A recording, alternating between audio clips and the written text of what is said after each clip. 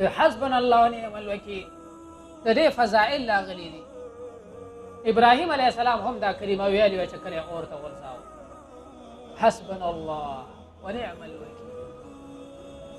او نبی علیه السلام او صحابه کرام هم ویله چې کله ورته د جاسوس ویلې ان الناس قد جمعوا لكم.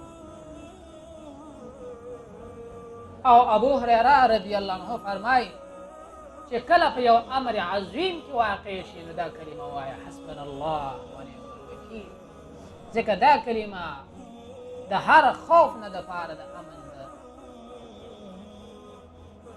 څه خوف در باندې راشي نو د امن دپاره دا کلمه استعمالوه. دا کلمه د ډېر مشکلاتو د حل لپاره مفید ده. او دا کلمه لږ وسایل او ډېر ضرورتونو لپاره کافي کېږي. مجربه نسخه ده، وسایل کم وي او مسائل سیوا وي. وسایل کم دي، ضرورت سیوا دي. ډوډۍ کمه ده، هلکان سیوا دي. واده کې خلک ډېر دی، پروګرام کم دی.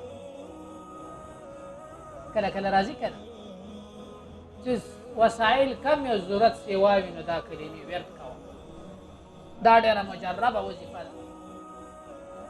څو پېرې ویل پکار دي؟ کم نه کم ادنا مرتبه 313 مرتبه ده، متوسط 500 پېرې، او اعلی چې ویل چې بیخي